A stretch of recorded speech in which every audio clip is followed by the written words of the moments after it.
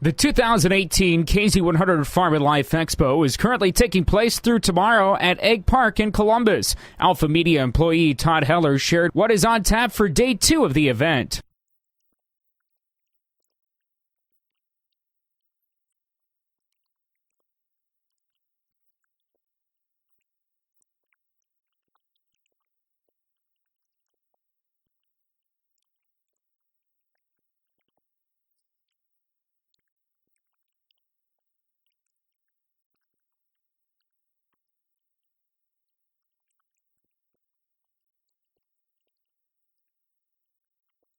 Event-goers were able to attend pesticide training courses today, as well as attending a talk on Brexit, the European Union, and international trade conducted by Wes Peterson. A special feature for this year's show is a Q&A on drones by Wade Hilker that will take place tomorrow at 1 p.m. along with Kenneth Dewey, covering the weather and climate of Nebraska at 2 p.m. Heller says there are plenty of vendors, not just farm-related, for people to see.